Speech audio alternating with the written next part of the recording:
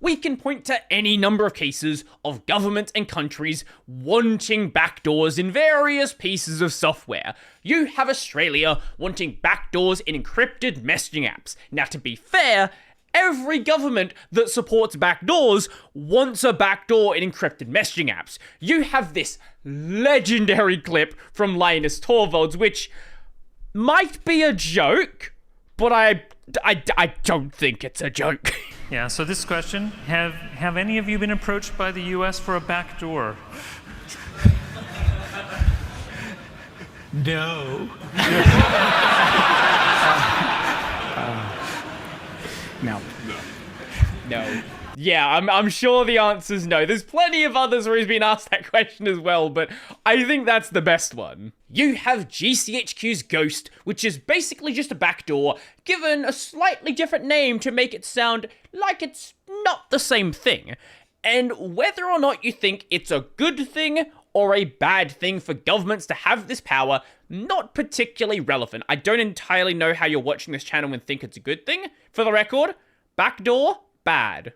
That's my stance. I don't think government should have backdoors in random pieces of software. But regardless of what your stance is, there is no such thing as a backdoor that only the good guys can use.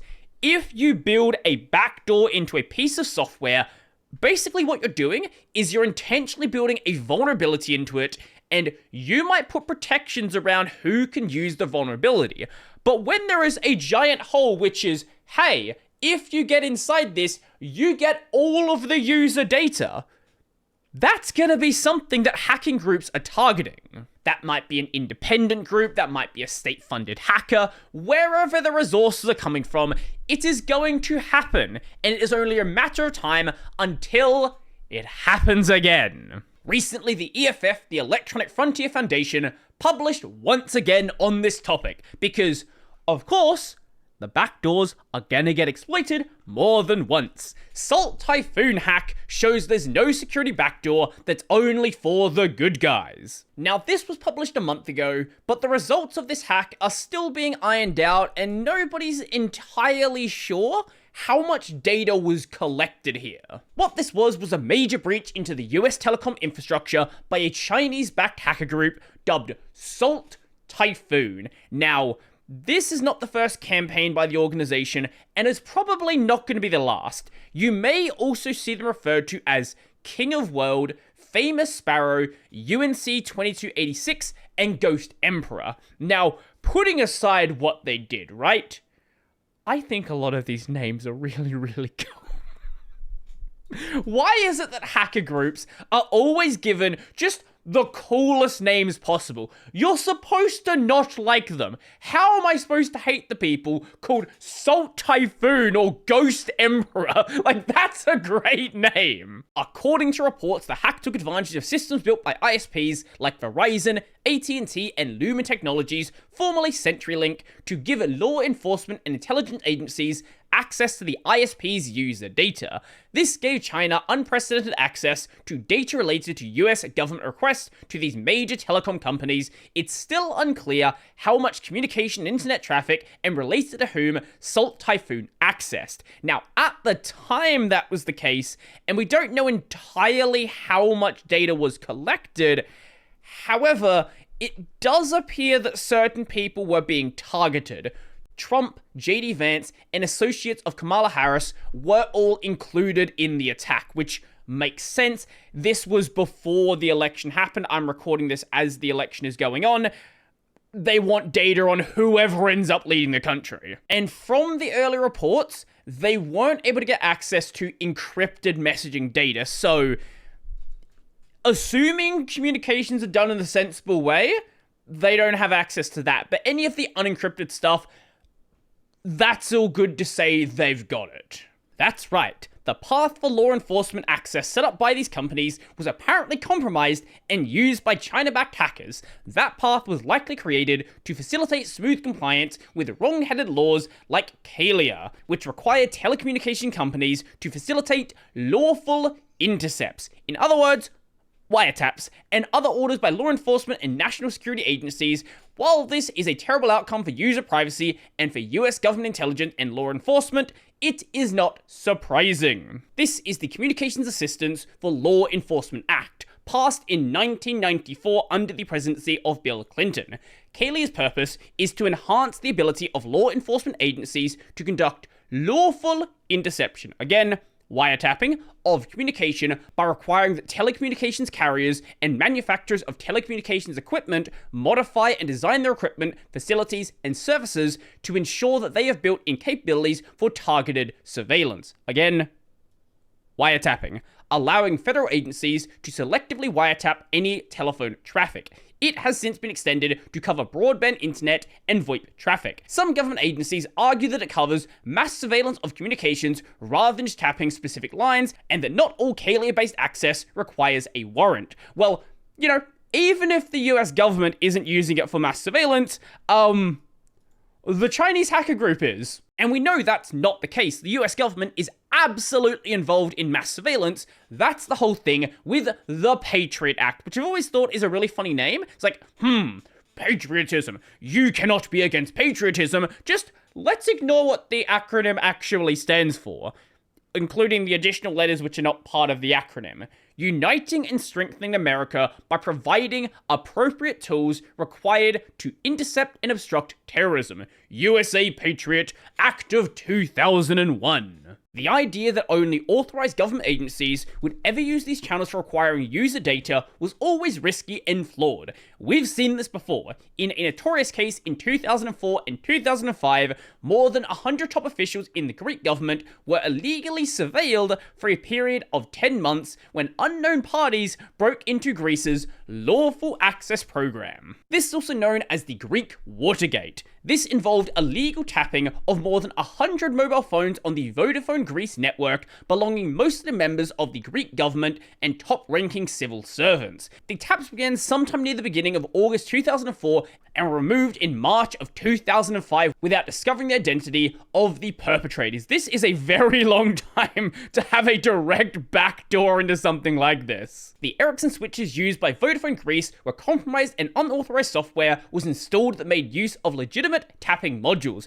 again known as lawful interception, otherwise known as surveillance or wiretapping, while bypassing the normal monitoring and logging that would take place when a legal tap is set up. This software was eventually found to be installed on 4 of Vodafone's Ericsson AX telephone exchanges. And when the software was discovered, it turned out to be 6,500 lines of code written in the Plex programming language used by the Ericsson AX switches. I have never actually seen this language. Do we have an example here? Why is it so hard to find examples of esoteric programming languages used on weird proprietary hardware? Like, surely someone has to have an example. If you know of one, let me know down below. Internet wiretaps have always been a bad idea. This is pretty much what it said on the Wikipedia page. 2004 is when the expansion to the internet was made as well. When this happened, the EFF opposed this expansion and explained the perils of wiretapping the internet. Here is the full write-up they made at the time if you'd like to go and read this for yourself, but the main takeaway is this. The internet is different from the phone system in critical ways, making it more vulnerable. The internet is open and ever-changing. Many of the technologies currently used to create wiretap-friendly computer networks make the people on those networks more pregnable to attackers who want to steal their data or personal information, the EFF wrote nearly 20 years ago. Now, this isn't exactly the craziest of takes. It's like saying, what's a good example? In 4 years, there will be another US election. What? Fire is hot. Data surveillance, bad. Now, there is some, we'll say, irony that a Chinese government hacker group, and therefore the Chinese government, is in more possession of knowledge on who the US spies on than people living in the US themselves. Which, you know, great system. The intelligence and law enforcement agencies that use these backdoor legal authorities are notoriously secretive, making oversight difficult. Companies and people who are building communication tools should be aware of these flaws and implement, where possible, privacy by default.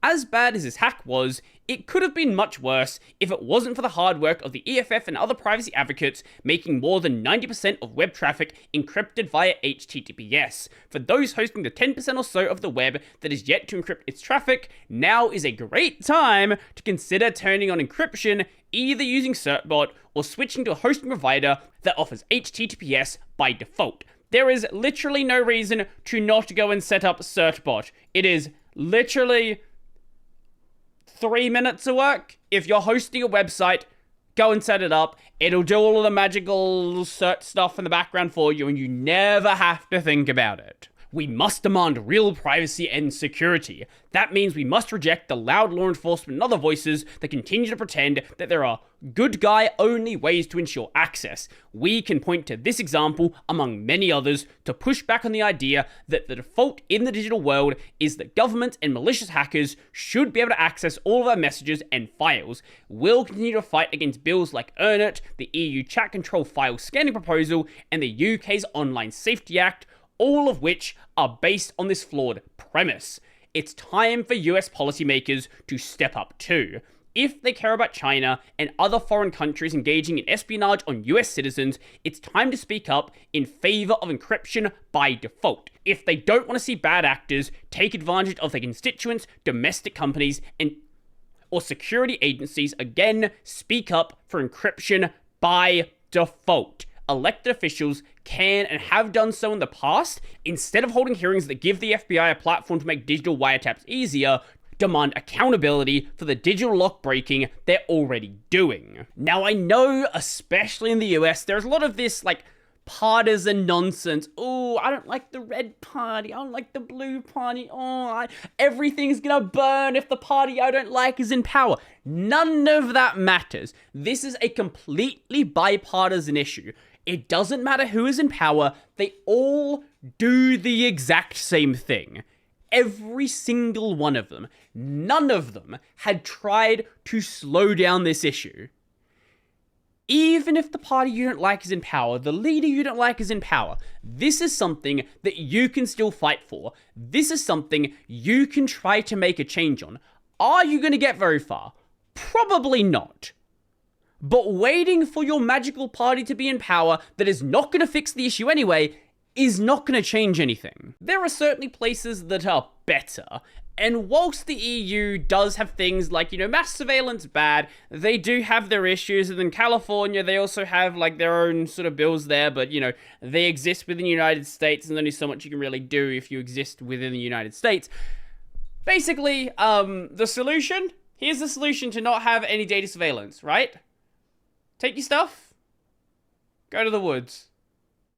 That's pretty much, just disconnect from society, live in the forest, and then you'll be good. No data surveillance then. But I don't live in the woods, and I assume most of you don't either, otherwise you probably wouldn't be in the comments here.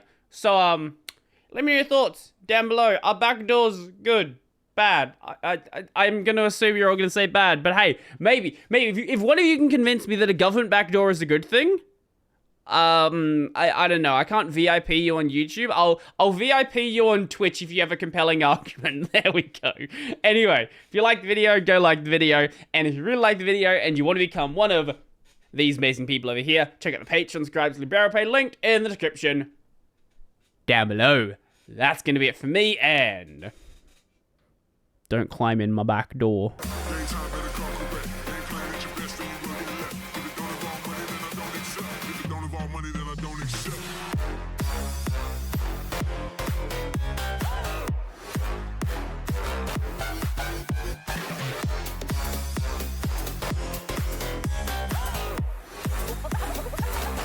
Like this.